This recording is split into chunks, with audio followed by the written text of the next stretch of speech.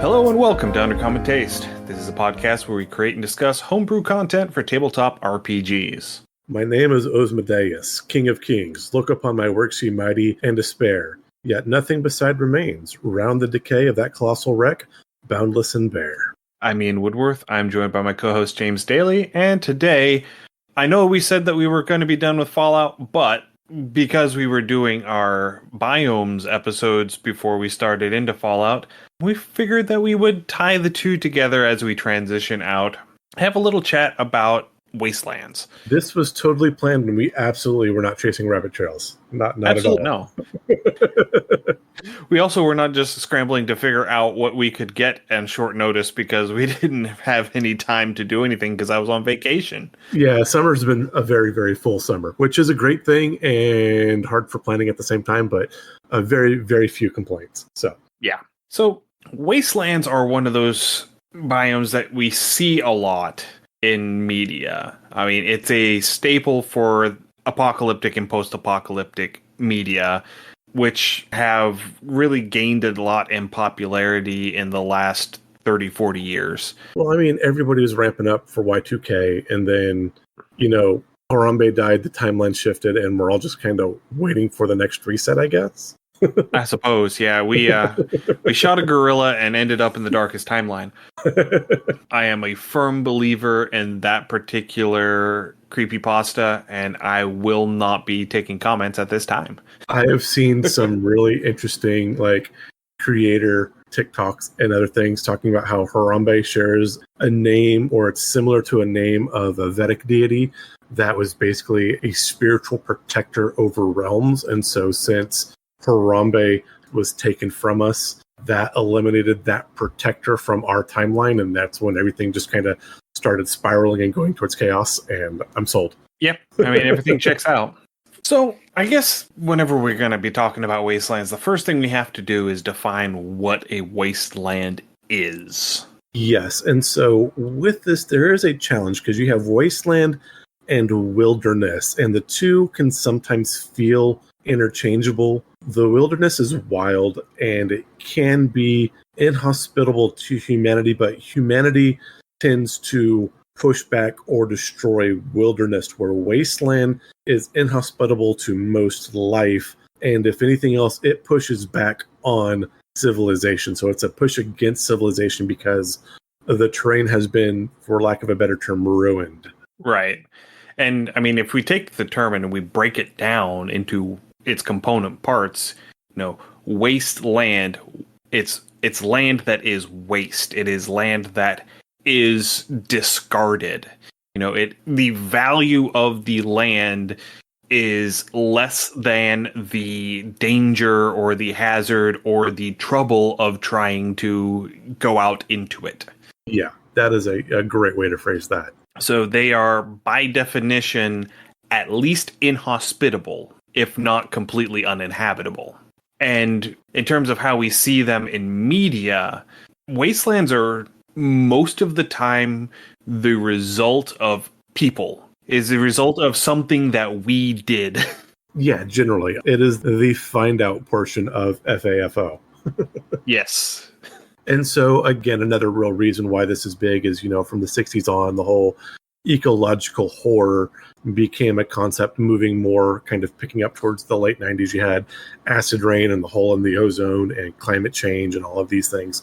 And so taking these to their logical extremes does kind of give that. And we have plenty of examples just within, modern history of where we have turned our homes into wasteland. So again, it's not a terribly difficult stretch of the imagination to kind of come up with what these wastelands could and would look like.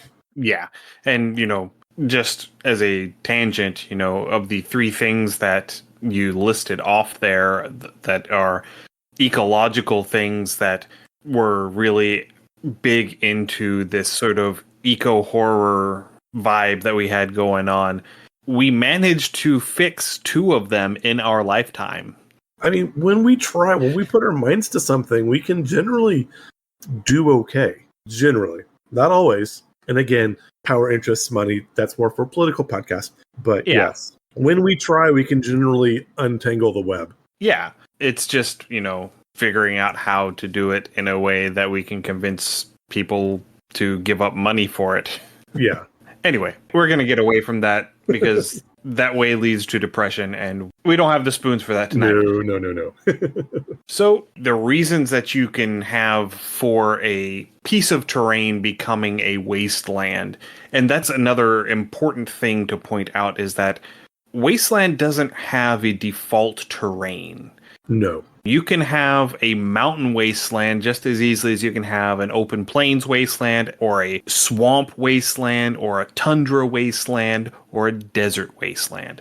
The effects on the terrain and what the terrain has had happen to it are often the thing that transforms it into a wasteland. It's almost like a super type, something that is imposed over top of. Yeah, of the terrain type. And with that, I would even go as far as where we've talked about our different terrain types. We had our urban episode, and an urban wasteland is absolutely a possibility. And I've seen a couple concepts of these for like a modern type game, if you wanted to run a game in not necessarily D&D, but a modern setting.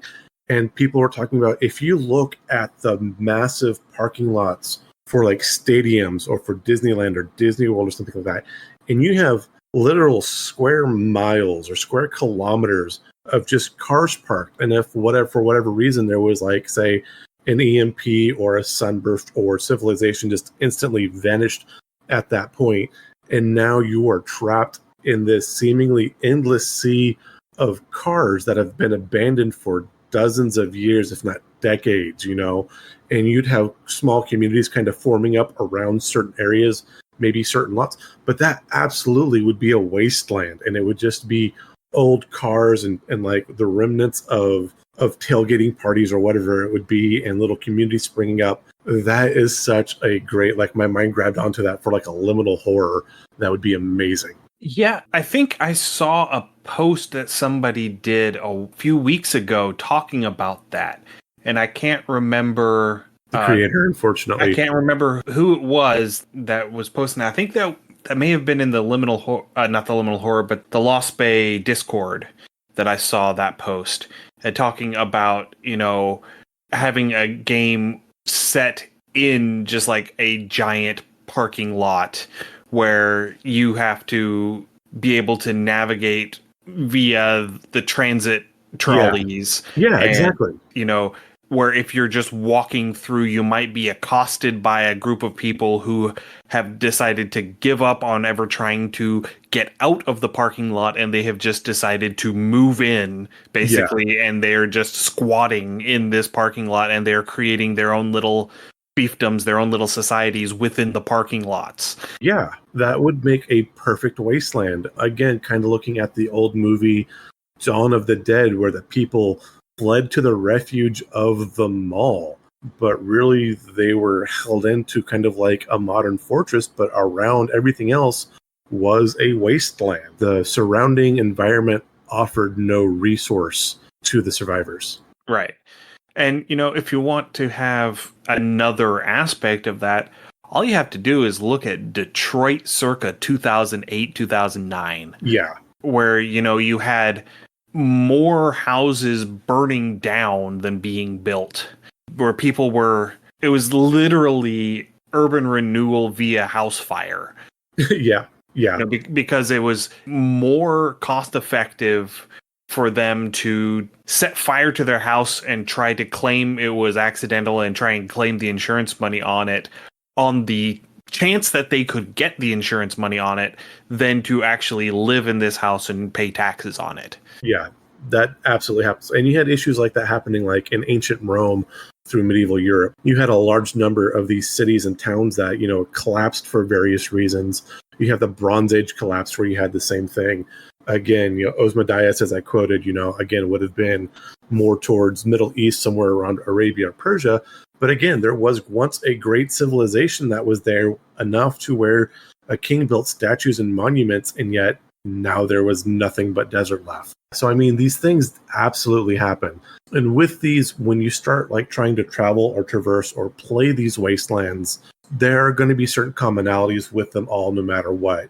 your human to human interaction is going to be minimal, except for where you find clumps and groups of people largely. Wildlife will be sparse because wildlife is really going to be the first thing that does try to move in, though it's probably going to be a lot in the way of ambush predator type things. You're not going to have a lot of grazers or consumers there. A lot of rodents. A lot of rodents, yes. And extreme environmental hazards. This is probably going to be the most common thing for your wasteland, will be some form of environmental hazard. That said, dealing with D&D, dealing with fantasy games, we do have a lot more options of what consists of a quote environmental hazard. Absolutely, yeah. I mean, we've got one going on in the home game that I'm running that James is in right now, where we have wild magic storms in this one region. That is absolutely inspired. I love that as, a natural disaster or a natural force. And yeah, I mean, if you ever take the time to go into, the Dungeon Master's Guide and look at the wild magic table, some of that stuff is just bonkers and would absolutely wreck anything within a nearby radius. And so if these were popping up uncontrolled, unpredictable, like geysers, yeah, this would absolutely ruin any landscape. Yeah, and there are so many other wild magic tables floating around that individuals have populated for their own tables. I've got 3 or 4 that I've collected, plus one that I've been working on myself. And so you can expand on that because, truth be told, the 5e wild magic table is kind of boring. Yeah, even with it being underwhelming, there are still plenty of excitement on the table. There is, yeah. And so I've got that one. I've got the one that I adapted from the 2nd edition Tome of Magic, which was the first wild magic table in D&D. And then I've got a couple others that I have found online over the years that I pull from on occasion. And yeah, so the party hasn't gone into any of the areas where wild magic storms are happening, but when they do, things are going to get crazy. Oh yeah, absolutely.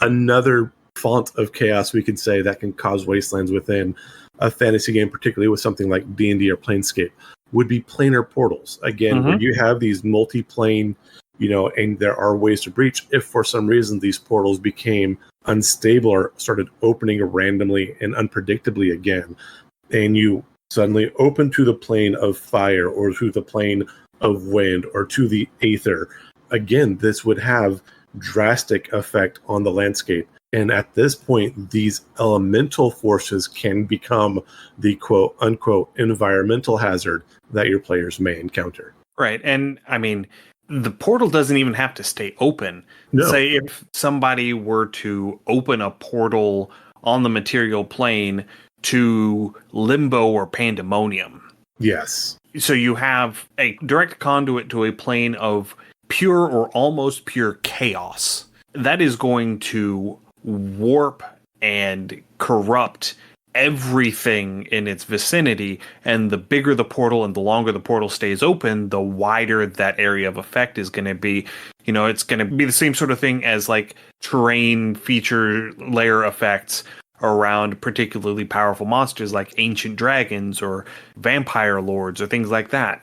Yeah. It's going to warp the fabric of reality around where this portal is. And so you run the risk of actually creating a wasteland surrounding where this portal is, even for decades after the portal has closed, because all of that chaos energy has just permeated the region.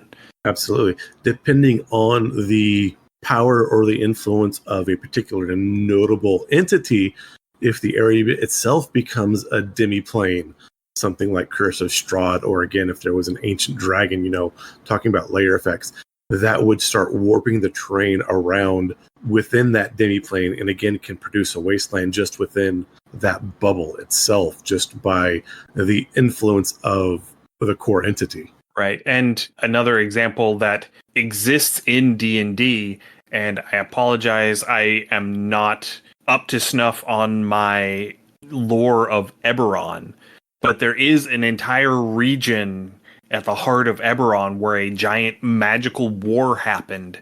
Yes. And it is a giant wasteland with living spells, living remnant magical energy spells just floating around. Yeah, if you've read the Dragonlance novels or you're in the book and the Realms of Kieran, early on they have what they call the Great Cataclysm, and it was basically a comet or a meteor fall, and that created a large wasteland for a long period. And now modern Kieran is centuries later, and they've slowly rebuilt over that. But for a long time, that area was also a wasteland as well. Right. And for one more take on that, the Dungeon Dudes, their Drakkenheim actual play series. I haven't listened to the second season, but the first season centers around this meteor that fell in the heart of the city, and it had some sort of eldritch energy infused in it, which has corrupted the few creatures and beings that were unable to escape the calamity of the city getting struck by this meteor. And it's still got this crater in the center of town and all of this miasma that flows off of the residuum or whatever. I can't remember what the material is called, but it's this miasma that flows off of it that acts like radiation in like Fallout games. And it does all sorts of crazy stuff. And yeah, it's that same sort of vibe. And, the whole premise of the first season is, they're trying to get back into the city. It's, I think, like 30 years or 20 years after the meteor fell. Okay. And so they're trying to go in and they're trying to reclaim the city, and they're trying to find all of the bits and pieces that are necessary to establish a governmental claim over the city and all of that stuff. So I mean, there is a lot of inspiration. I know Ian has come up with some more historical aspects. If you want to look into history, not even ancient history, this is fairly modern. A lot of this, of what has made some modern wastelands, we can go over those.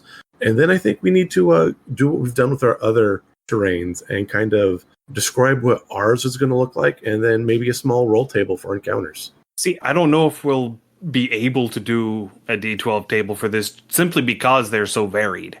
Okay. I mean, we can certainly discuss it, but okay. I don't know. I don't know. There's too many options. We'll get to that in a little bit. Okay. We'll see where we are when we get that far. Fair. So all of the examples that I found, these are all 20th to early 21st century examples of real life wastelands in our real world. So the first off is going to be real life nuclear wastelands. So the areas around Chernobyl in Ukraine and Fukushima in Japan. The regions around where these two nuclear power plant reactors went into meltdown and just bathed the surrounding area in radiation. You no longer need nightlights because you are your own glow-in-the-dark nightlight. More or less. Yeah, unfortunately. That is, of course, if all of your flesh doesn't melt off of your bones beforehand. That is a fun thing. You can find people now that try to sneak into like the Chernobyl exclusion zones. And it is a weird time capsule of like seeing the videos in there where everything's been abandoned and you can see the trees are mutated and animals are starting to come back, but they're a little off still. I mean, that area just has kind of a creepy vibe to it. It's definitely interesting. Well, I mean, the radiation levels, at least in Chernobyl, have gone down enough to where you could stay overnight in the outer exclusion zone. You still can't go into the inner exclusion zone. Right. But the outer exclusion zone, which is from 10 to 30 kilometer radius from the heart of where the plant was, that is all the outer exclusion zone. And you can go and spend the night there without receiving excessive levels of radiation. For a certain value. You're not going to be sick. You're not going to have radiation poisoning the next day when you wake up. It is low enough to where you won't have any lasting deleterious effects, but you don't want to stay there for more than about 24 hours. You don't want to spend a second night. No, absolutely not. And so, as we mentioned, it's the lingering radiation from these plants that is making the area inhospitable. Yeah. The exclusion zone for Chernobyl is depending on which numbers you're going with, between 1,000 and 1,600 square miles. Whereas Fukushima is 80 square miles, I think, for the inner exclusion zone and 300 for the outer, because it was a partial meltdown and they were able to contain it. And so it didn't spread as far. Yeah, they were thankfully able to get a cap on it as early as they did. I think it was also a smaller reactor to begin with. That's also probable. And so, according to what I was reading online, it's going to be another 100 years or so before the radiation levels drop enough to where they can open up the inner exclusion zone at Fukushima. Oh, wow. But for Chernobyl, it's going to be another 20,000 years. Well, just wait a couple days. You'll be fine. Yeah, and so that is the first example is, this nuclear wasteland, this area where you won't necessarily feel what's happening to you until it's way too late. Now, the next thing you came up, the first thing I thought of was like, this is absolutely like the name of a bar or a tavern run by either a tiefling or a succubus. I don't know, but the fact that this is a wasteland and it has this name, and I thought, bard or succubus, I'll let you go with it. All right. So this is one that us millennials and Gen Xers are going to recognize because this was all over the media when we were kids and young adults. And it's Love Canal. Yes, the Love Canal Wasteland. Oh my. So the Love Canal it was called the Love Canal because the guy who started digging it was named William Love. Uh-huh. It was named after the guy, and they got 1 mile of the canal dug, and then there was a stock market crash, and his investors abandoned him, and ultimately it never actually happened. And the part that ended up getting dug turned into a landfill for the town, and ultimately a chemical company, which this is also going to put James into giggles because it was Hooker Chemical. Hooker Chemicals in the Love Canal. Yeah, they began using it exclusively in the 40s and were using it to seal up chemical waste from their factory where they were making dyes and solvents primarily. And so they went out, and this was this 16-acre plot, and they went out and they stacked all these 55-gallon steel drums, and they buried them, and they capped them all in clay. And then later on, the city of Niagara Falls, which this area was in the immediate vicinity of, was really up and growing, and so they seized this plot of land that had been this waste dump through eminent domain, and they decided to build a school on it. Of course. Actually, they built 2 schools on it. Well, I mean, you have to run your water somewhere. And then they built a bunch of low-income housing surrounding it, as you do. As you do. And the whole process of digging to put in sewer lines and all of that stuff broke open this clay seal that they had around all this chemical waste, which allowed water to get in, which raised the water table, which meant all this chemical waste got into the groundwater, which they then pumped out into the neighborhood. Oops. So it ended up becoming declared a Superfund site in 1978. All of the residents were evacuated. The area was remediated. I think as of 2004, the cleanup is complete. But with all of the chemical exposure, all of the different health effects that ended up happening, things like really high levels of birth defects and miscarriages and cancers and leukemia and neurological disorders, all from all of this exposure to all of this chemical waste. So all of this chemical waste turned it into a wasteland. It's still this green growing area.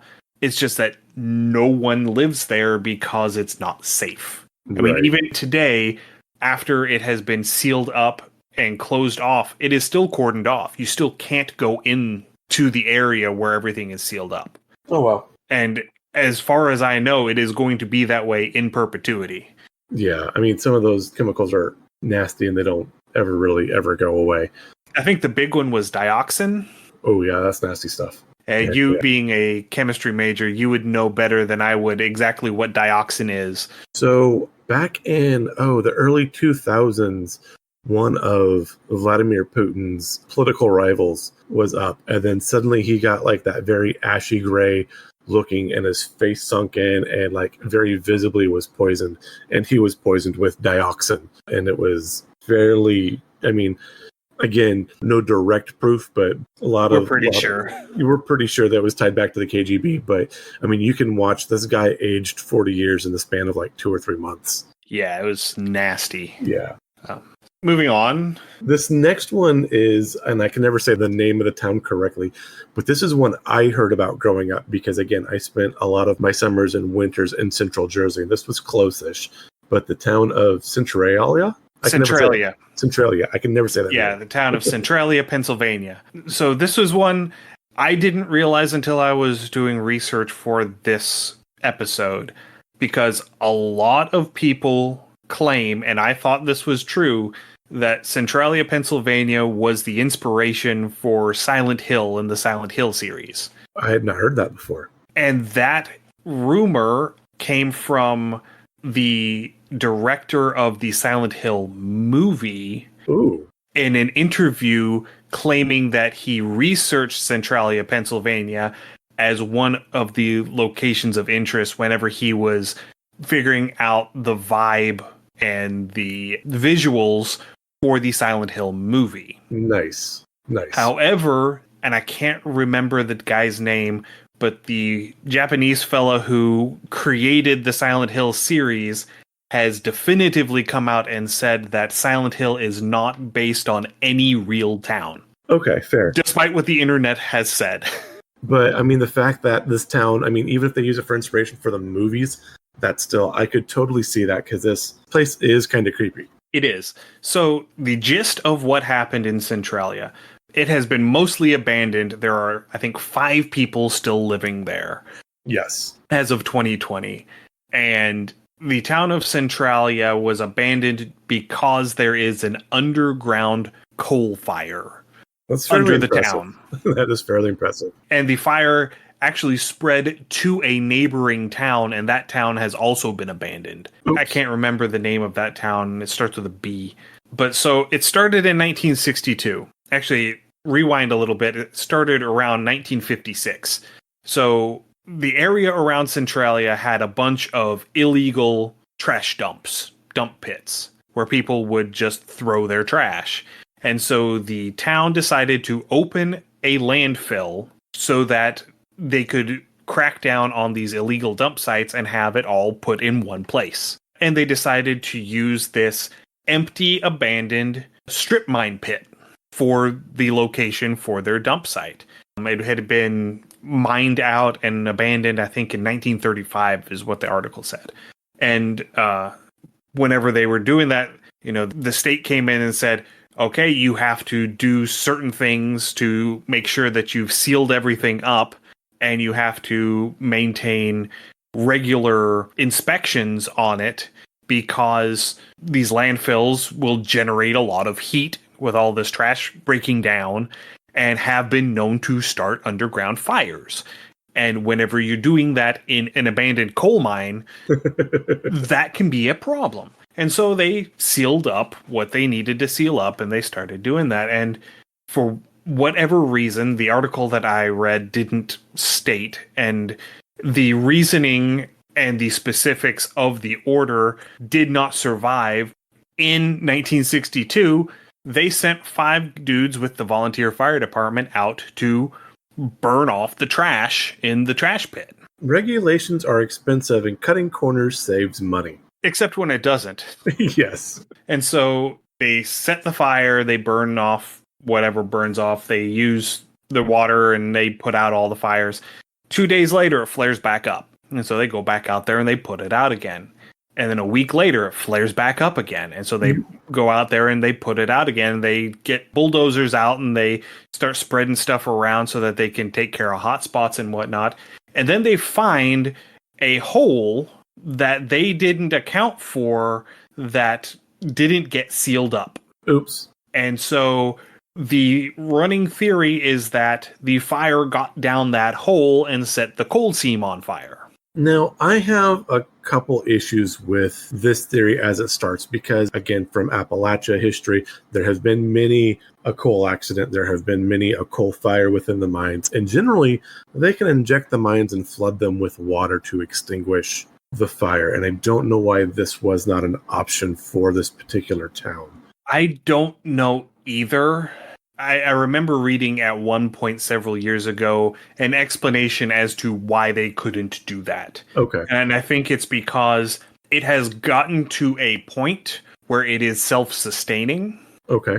So that you could close it off to try and smother it, and just the ambient heat from the fire would keep it going. Well, that's what I mean. You would have to pump in, and it may be the amount of seam or the amount of area they'd have to pump into would be too much.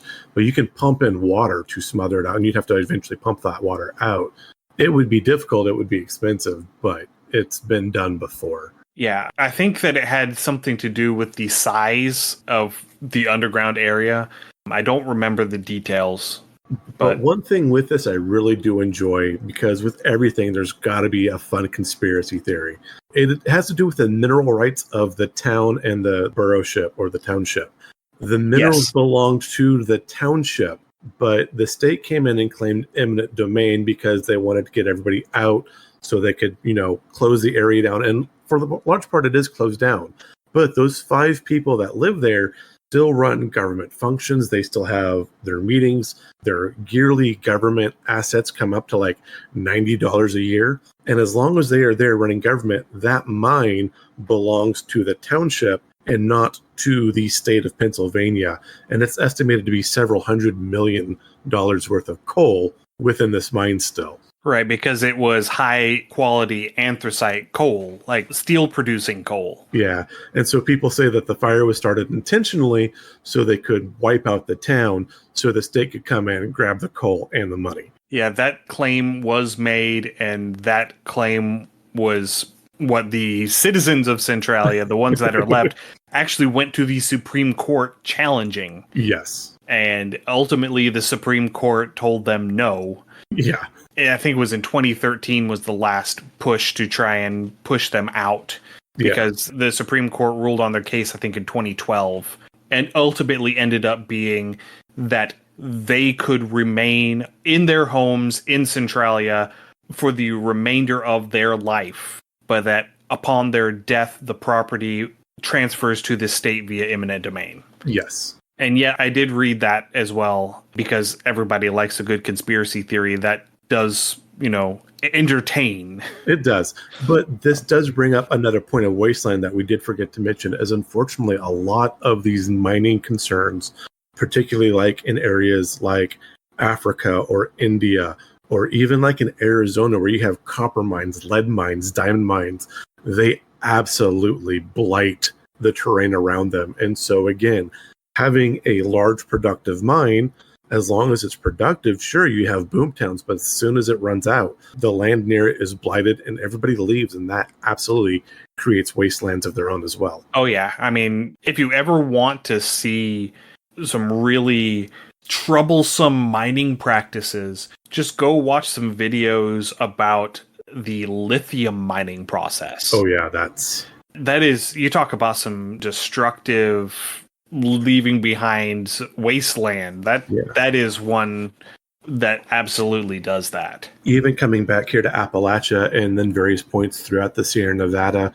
and probably the Rockies as well. I don't know them so much, but the process of strip mining, where basically you used extremely high pressure water cannons to blast away the rock and the soil from the mountainside to get to the minerals. And you literally soil, plant, tree, rock, any kind of natural feature, you just blast it with a high pressure hose until everything crumbles and levels and turns into a sludge, which then you sift through, take what you want, and screw the rest. Yeah. And, staying in Appalachia, the hydraulic fracturing, the fracking for natural gas in the shale layers in the area that we're talking about here with, West Virginia and Pennsylvania predominantly, where you're pumping water into these underground reservoirs and it's cracking open the layers of shale, and the natural gas that is trapped in pockets in the shale ends up getting pushed out because it's lighter than the air, and so it will rise and it will be displaced by the water as it comes up.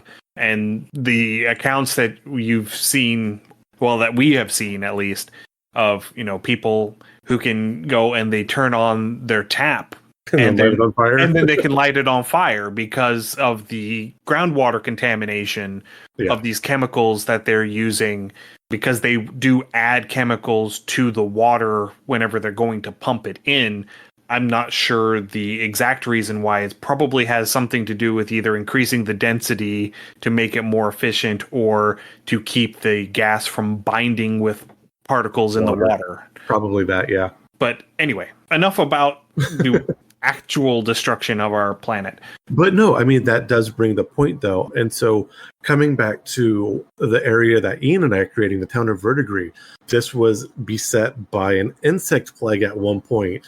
And for a while the diaspora had left, it would have been considered a wasteland because anything edible, anything vegetative would have largely been consumed, and thus why people fled the region.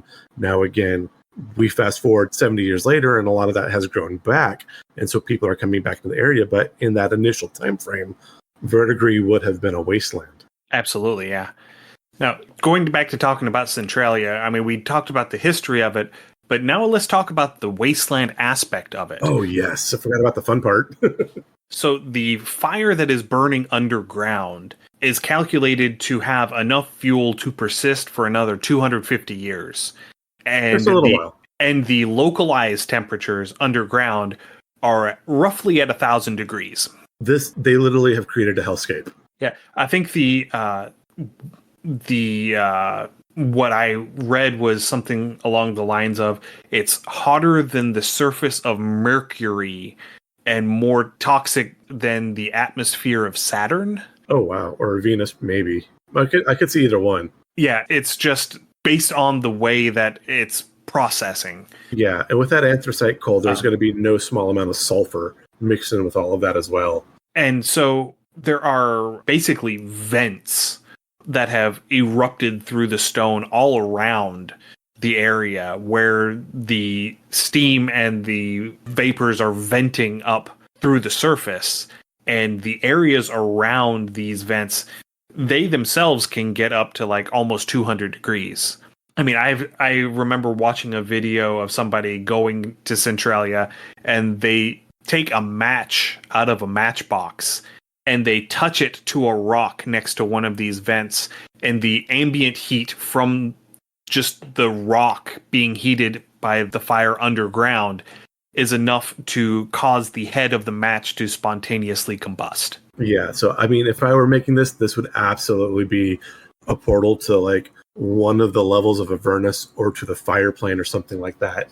What I recall seeing again when I was young, I was probably 11 or 12, and it was on the news, and there was a road, and because everything underneath that road had burned out, eventually part of that road collapsed, and it looked like there was a volcano there because it collapsed, and then just gouts of flame popped up, and then they took the cameras and you could see these just burning coals just all through in the soil, like deep down, just because the pavement of the road finally gave out. And that was the only thing. It was a thin layer of covering, and then just chaos underneath. It was one of those things that kind of stuck with me forever.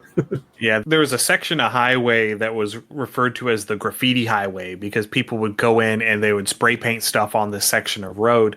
And I think it is all under earthen berms now because they went and actually put earthen berms on this road to keep people from driving into town. Yeah. But yeah, so that's another artifact of the wasteland, is that, this is where people go to do illicit things. Yes, because you're going to be away from the law. It's not worth policing. It is not worth the resources to maintain or patrol generally. All right, so now let's get into a few options of fictional wastelands. Okay. The obvious one, the one that we have been discussing recently, is the Fallout series. And the Fallout series is predominantly that brown, arid desolate wasteland. It is a result of the aftermath of a nuclear total war. Yeah. And the early games being in the American Southwest, that made sense. It made sense because you're out in the desert of the American Southwest in Southern California and Arizona, and that is the basic color palette, is browns and reds. Except for the 2 weeks when it rains. Except for the 2 weeks when it rains, yes. But whenever you got to the East Coast, when you got to Fallout 3, which is in DC, and Fallout 4, which is in Greater Boston, that color palette doesn't really make a whole lot of sense anymore. No, but again, you do have that wonderful urban wasteland, which I think was beautiful what they did with DC. Absolutely gorgeous and very well done. Yeah, I do agree that the Capital Wasteland was well done. And I can logic my way into seeing that work. Because if you had that many nuclear detonations of that size going off, it would be the equivalent of several volcanoes going off with the amount of debris and the amount of dust thrown up into the air. Absolutely. And so you would have a similar sort of effect where, the dust would get into the atmosphere, would blow around the world. It would create this sort of mini ice age where the sun was blocked out, and so the plants would die.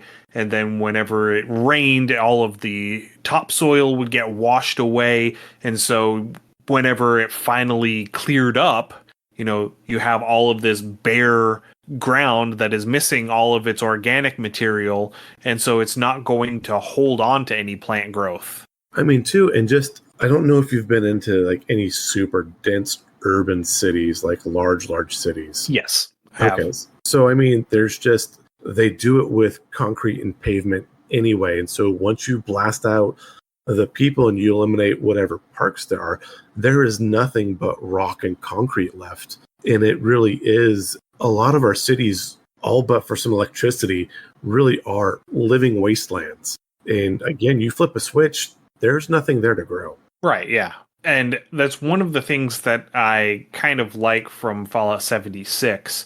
I've not played it, but I've gone through and looked at screenshots and looked at some actual plays, and they're tending a little bit away from that everything is brown and drab. Yeah. Because now we're in the Appalachian Mountains, and not only are we closer to the Great War in timeline in 76, but we are also in an area where A, there was less population, so B, there were fewer bombs. Yeah.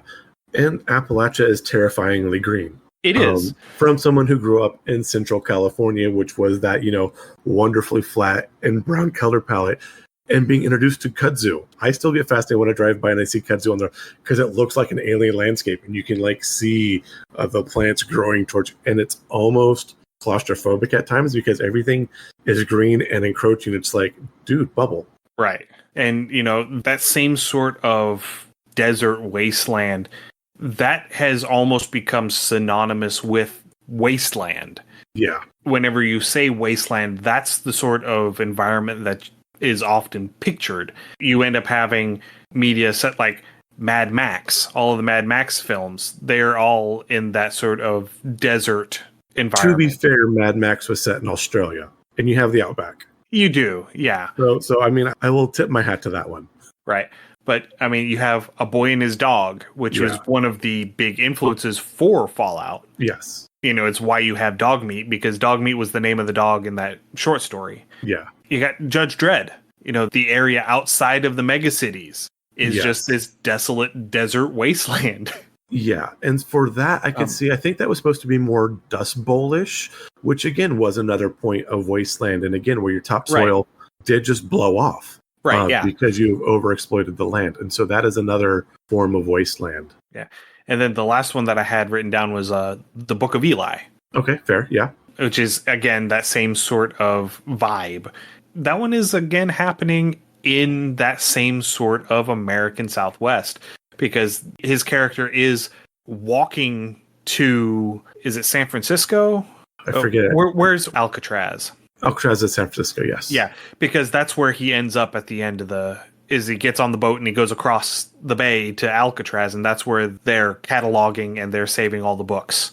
I'm not saying that Hollywood's in Southern California and therefore it's really easy just to hop over to the Mojave and bam, instant wasteland. Oh, yeah. But, it's like a 40-minute drive. Yeah. There's a reason why the Bonneville Salt Flats just sort of happen in so many movies. This said, trying to get away from that desert wasteland, going back to Hollywood, though, not a great movie. Good concept, not terribly well executed, but Waterworld was an ocean wasteland where, the polar ice caps melted, so everyone's living on docks and little floating cities, but absolutely a wasteland. Yes. A little bit far-fetched because Denver is underwater. Well, I mean... The Mile High City. I understand that, the sea level rises when the ice caps melt, but I don't think that there is a mile's worth of water around the world. I don't think so. I don't think there is. Maybe it was a nice comment. Yeah. It is a movie where the incursion of the sea is the hazardous element that transforms the land into a wasteland. Yes. And then the last one that I wanted to talk about was The Road by Cormac McCarthy. Okay. I don't know if you've read it. I have not. It's a dark book, man. Oh, okay. I'm interested. Yeah. It's good. Don't get me wrong. It's good. But boy, is it dark. I've got Audible credits. And the apocalyptic scenario is never specified in the book. The reason for the apocalypse never is explained. And the course that the father and son are traveling along is never detailed. He doesn't ever give any concrete place names. But in my head, they're starting up around Pittsburgh and they're coming down the Appalachians and they're ending up somewhere down around the Gulf of Mexico. Okay. Because they do end up at the sea. And there is one section in the first third of the book that just the descriptions that he gives makes it feel like they're in Pigeon Forge. They're in that sort of area. No, not quite. But that's just the vibe that I get. And I mean, gotcha. It could just as easily be out on the West Coast and, they end up at the Pacific and that they're going through like Yosemite or something. That's the magic of books, though, is you can put yourself in the story. Right. Yeah. But the hazard that is creating this wasteland is ash. It is ash falling from the sky, which either indicates that there are massive global wildfires or massive volcanic eruption. Also frightening. In either case, I tend to be more along the lines of, I think that this might be a post-Yellowstone supervolcano explosion. Oh, nice. The caldera blowing? The caldera blowing. Because the Appalachian Mountains would be kind of almost far enough east to not be immolated. Yeah, I think I saw a thing once years ago saying that our region, again, Appalachian Mountains, would get like an inch of ash if the caldera were to blow. We would survive-ish. We would survive the initial explosion. Yeah, we would not be obliterated. Yes, we would get to die slowly and starve to death. But that's the general vibe that I get out of the book, is that that's the sort of thing that's happening. But it's an interesting take because they're constantly not only having to deal with other survivors that they happen to come across and having to find stockpiles and caches of food and, manage their resources, but they're also having to deal with the ash. And, they end up having instances where the road that they're traveling along, pushing their shopping cart with all of their worldly possessions in it, and they're talking about, foot deep drifts of ash. God, that'd be terrible. Oh, it would be so bad. But yeah, so that's another completely different fictional aspect of a wasteland, is that, that wasteland that is just blanketed with ash. Yes. And everything is muffled. Everything is muted. Everything is that uniform powdery shade of light gray. That sounds depressing. That sounds like, it's not a happy book. No, like middle of winter seasonal depression. Like, I don't deal with snow well, and blizzards like hit me really, really hard. So ash would be, at least it's not cold. Happy point. I got a ray of sunshine. I'm not cold. I mean, you're still cold. You're just not as cold as you would be if it was snow. Yeah, because again, you'd have kind of like a nuclear winter, for lack of a better. Yeah. Yeah. Okay, yeah, Yeah. this sucks again. Damn it. I thought I had a bright point. So I happened to read The Road like 4 months or so after my daughter was born. Oh. And this was a really bad idea because there is a scene near the end of the book. If you know, you know. Oh, God. If you don't, you'll know when you get there. Now I'm going to have to read the book just for the scene and be like, damn it again. Yeah, and being the father of a newborn, that scene hit really hard. And I realized that I had made a huge mistake. So yes, so I will say it's a great book. You gotta be in the right headspace for it. Okay, fair. Anyway, that brings us to where we would normally talk about making our D12 list. And I think that here instead we should talk a little bit more about how to customize your wasteland, how to make your wasteland work for your setting. Okay, no, that's absolutely fair. And the question that I was able to boil it down to is, so what makes a wasteland dangerous? Okay. Because there is an implied danger with a wasteland. There is, yes, absolutely. There is a reason why people can't live there. Not why people don't live there, why people can't live there. And I think that right there is one of the things that does make the wasteland dangerous is you are largely out on your own. There is not going to be a place to stop for supplies. There's not going to be a general store. There's not going to be necessarily established trade routes. And so that being able to go and just pick up whatever you may need or that you run out of, once you're out of something, you're out of it. And if you're injured, if something comes up and you have a critical need, you are very unlikely to find it. Yeah, it's like whenever you're driving cross country and you see that sign that says last gas for 120 miles. That is a terrifying sign. I've seen those a handful of times. Yeah, you have to stop and top off. Yes. You know, because that is the last bastion of civilization before you hit the wastes. Yes. So the general ideas that I have surrounding wastelands is you're going to be focusing on either what is there that is dangerous or what isn't there that you need. Yeah. So if your purpose is sort of a survival with sparse resources, so dealing with what isn't there. Yeah. You might have a wasteland that's as simple as just an arid sandy desert. So like the Sahara Desert, you know, it's just this wide expanse of sand. Yeah. And I think when you deal with doing a playthrough of Tomb of Annihilation, it's not a wasteland necessarily, though you do have areas that are wasteland-ish in Cholt, where you have areas where there's a lot of like necromantic dead, but largely it's jungle.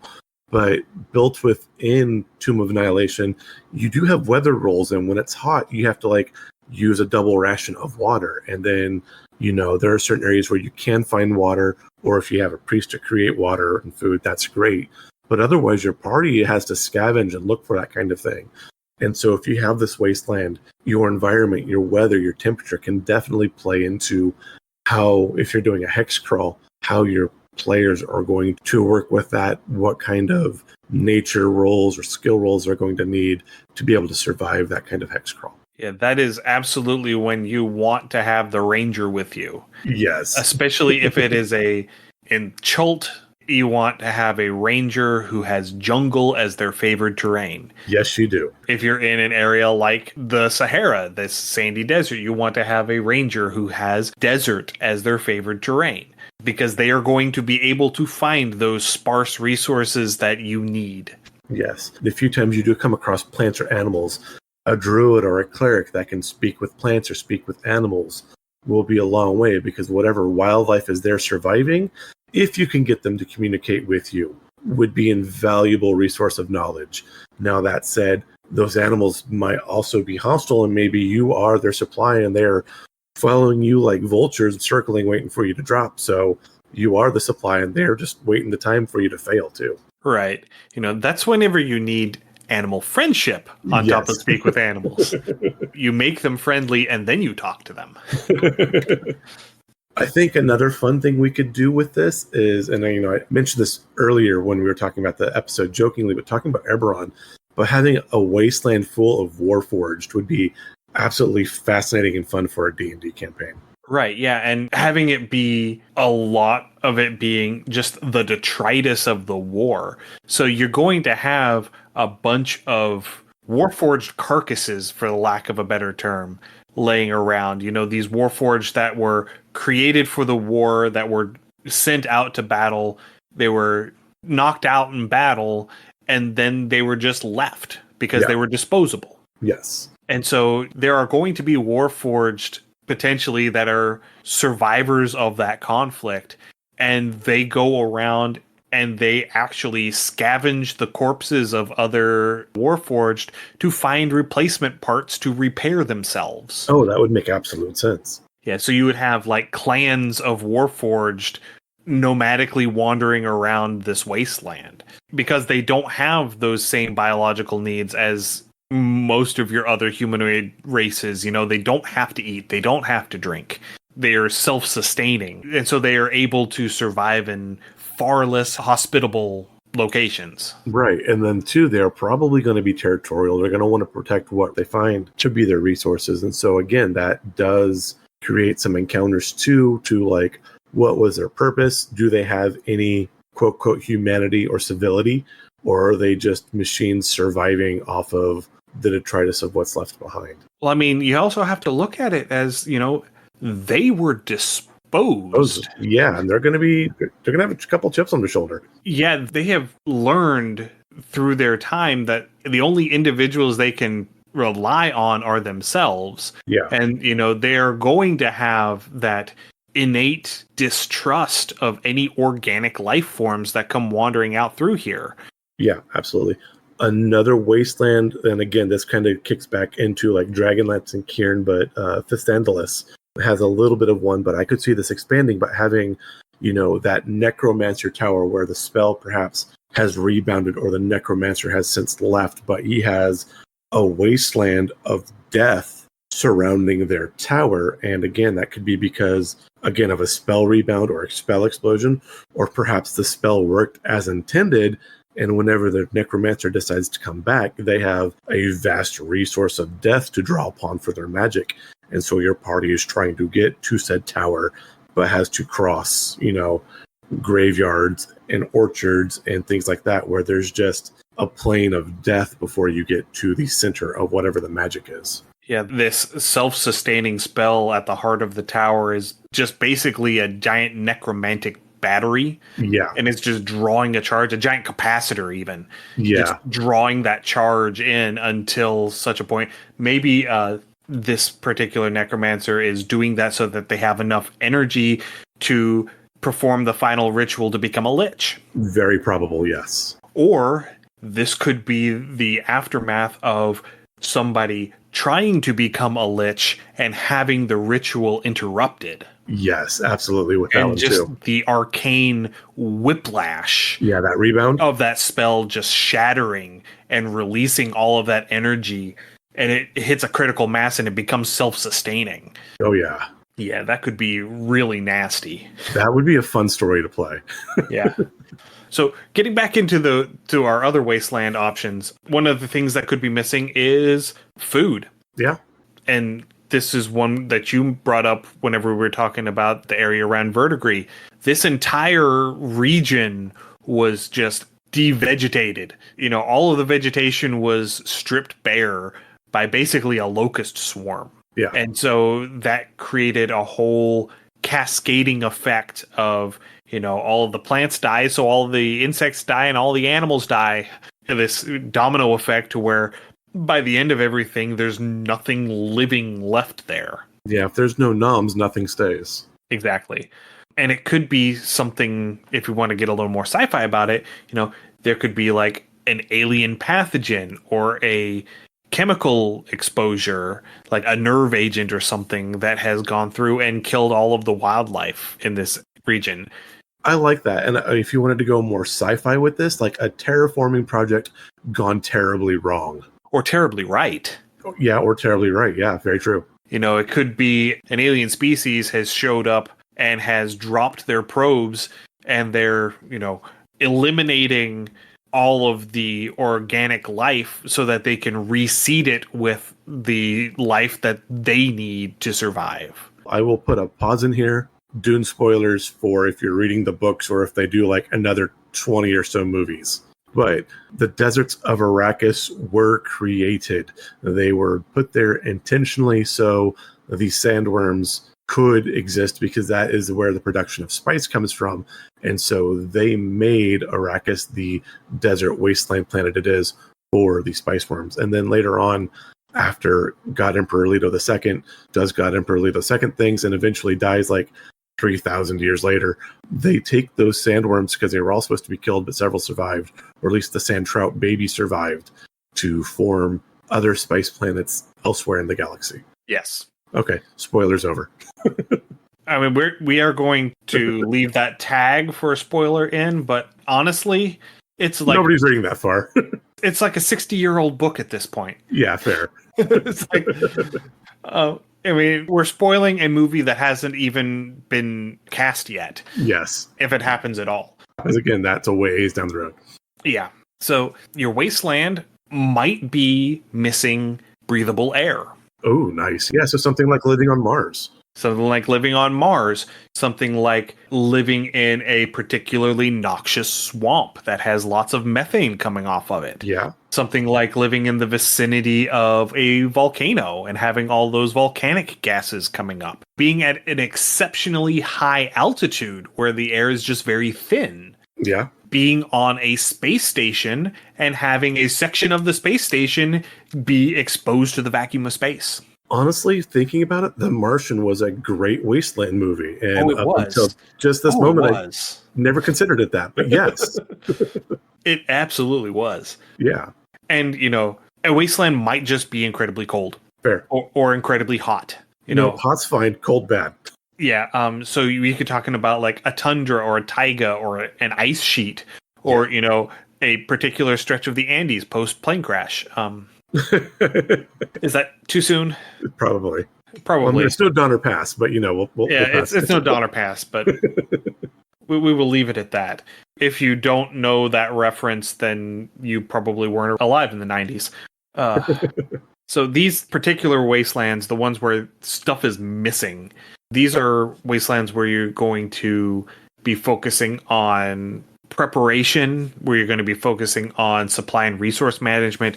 You're going to be focusing on having the proper equipment to traverse. Also dealing with whatever factions have established possibly within the wasteland or at the perimeter of the wasteland. Because again, while there might not be a lot of resources within the wasteland, whoever can exploit it first will be in a good place to make gains. And so there will be a lot of people staging around that wasteland. Right. And wastelands do not lack for prospectors. No. Prospectors love wastelands because nobody is there. Nobody's going to bother them. And nobody's going to bother them, and it gives them free reign to go looking for the valuable thing that nobody knows is there. Yep. And so, yes, there are absolutely going to be settlements at the closest habitable point to the wasteland. Yes. You know, you're going to have this little oasis town on the edge of the wasteland. That's where you're going to be having your one little bastion. Talking about Australia and the outback, Alice Springs. Alice Springs is this little oasis town smack in the middle of the outback. Okay. And when I was in Australia back in 2018, it was right before Christmas. So December, the height of Australian summer. Summer, yes. And there were days when the temperature in Alice Springs got up to 65 Celsius. Ooh, damn. Which I think is about 125, 130 degrees Fahrenheit. That's it that's got toasty. And so that's out in the middle of the outback, and the outback is a wasteland. And they will absolutely charge you a kidney for a bottle of water. Yeah. So let's move on to the other side of it, which is wastelands based on what is there. This is where your Necromancer's Tower example comes in. This is where the undead living in Chult's or unliving in Chult's jungles come in. So these are where you have dangerous things that you either have to avoid or you have to hunt. Yeah. And that is the premise for a lot of games. Absolutely. You got stuff like Horizon Zero Dawn and Monster Hunter, where you have these big things that you end up hunting down to harvest for parts. Yeah. And then you have stuff like the Pitch Black movie, where it is a waste. It is a wasteland, and what you have to do is you have to avoid the notice of the denizens, or avoid the notice of the native creatures. I'm thinking something like Trimmers, again. Yeah. So, yeah, absolutely. And heck, even to that extent, Dune. Yeah. A bit, the worms, because you're going out there and harvesting spice, and you have the Thopters up looking for worms because the worms are going to be attracted to that equipment. Yes. And so you have to be able to nope out. to bail if you're harvesting spice and those sandworms come. Yes. And so a lot of games, though, do have a combination of both. The Fallout games do fall into that category where it's a bit of both, where you have the scarcity and the radiation and the giant mutated creatures all playing together, so that you're both trying to find what you need to survive, trying to hunt the things that you need to survive, while also avoiding the things that are going to unalive you. Yes, while also digging through the remnants of what used to be in the wasteland to make the wasteland habitable or survivable. Right. Though I will admit that I don't think that they emphasize that enough. Fair. Fallout 1 and 2 more so. Again, 3, they tried on 3. New Vegas, absolutely not. Fallout 4, absolutely not. Yeah, I mean, the settlement mechanic in Fallout 4 could have been so much better. It could have really felt good. It could have really had an impact. But they turned it into just Radiant quests. Yeah. And it just fell flat. Yeah. There was a lot with 4 I did not enjoy.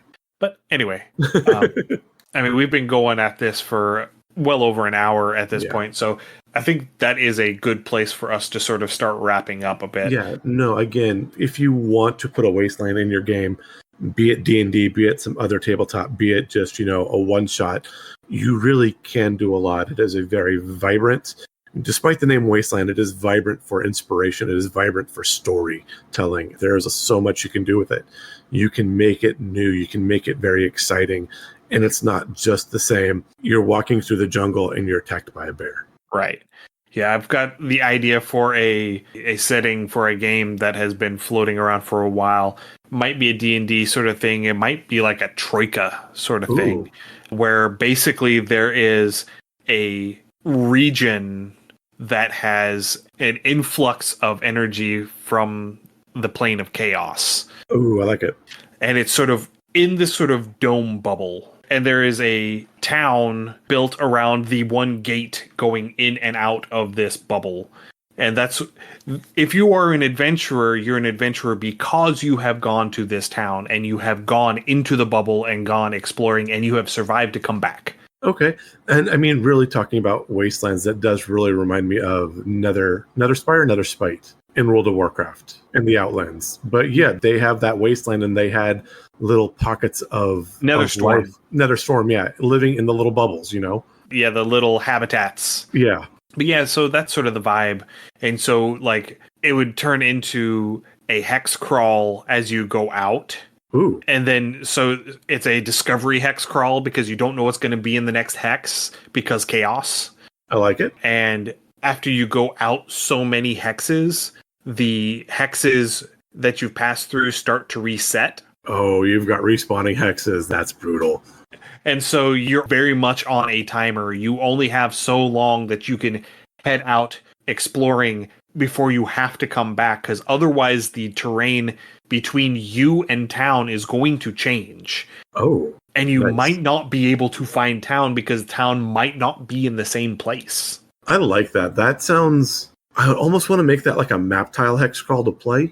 I think would be a good way to lay that out. Yeah, that's what I was sort of getting at. Okay. I was looking... Today I went and voted for the Ennies, Oh, And okay. there was one that was like a best product nominee, and I think it was called Hex Grid, and it's literally just sheets of these little hex tiles that you can punch out to, discovery build your hex maps, or to build out hex maps for your characters to go through, just sort of modular. And it's like Settlers of Catan sort of little hexes that you just sort of stack together to build your maps. Oh, that's awesome. I love that.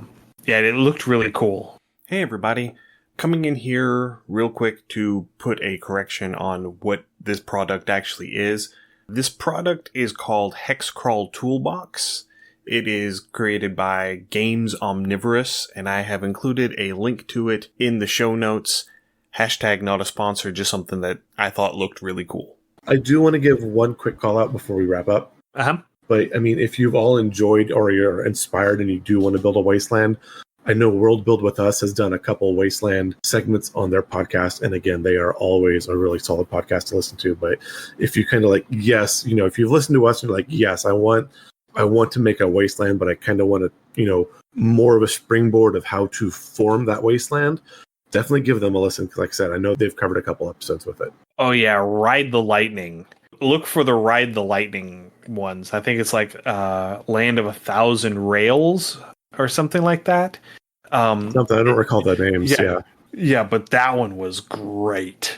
With kamikaze glider pilots and a train that rides the lightning rail, and yeah, it was an amazing setting. That's one of the few that really stands out. And I think they actually ran a game in that setting. Ooh, nice. I don't remember what system they ran it in. They may have run it in OSR Plus because, Daniel is the head developer on that. I think Daniel may have run an OSR Plus game in Ride the Lightning. Okay. But yeah, that is one of my favorite settings of all time of theirs. So yeah, absolutely. Go and listen to World Build With Us, friends of the show. Rob's been on a few times. We had that whole crew on way early in the podcast. Yes. But yeah, anyway, I think that does it for today. I think we're going to wrap up now. So thank you everyone for joining us.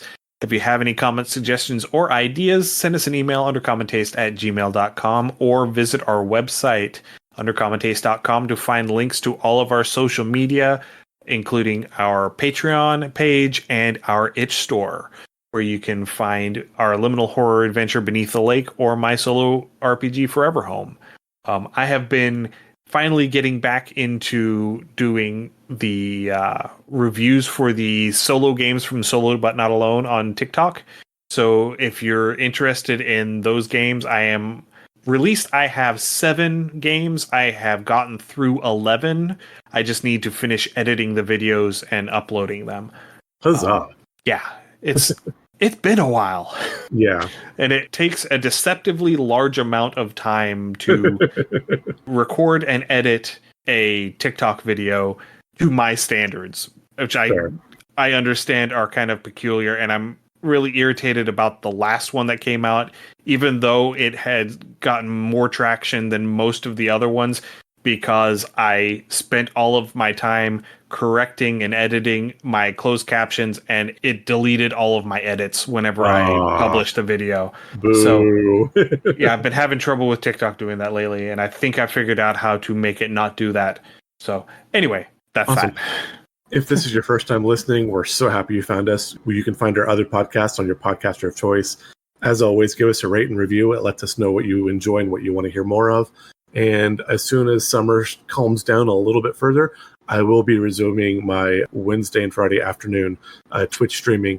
I did finish out Fallout 1. I do not know quite what I am picking up yet, but if you want to join me and discuss tabletop gamings or video or game RPGs, more than happy to see you join me on there. You can join us on our Discord or on our TikTok. We would love to hear from you. I think you need to do Neverwinter Nights. I really, that is high on my list. I want to do Neverwinter Nights. I do want to do Baldur's Gate 3, but everyone's doing Baldur's Gate 3. Neverwinter's Nights is high on the list for consideration. Anyway, stay safe, everyone. We'll see you again in 2 weeks. Happy gaming.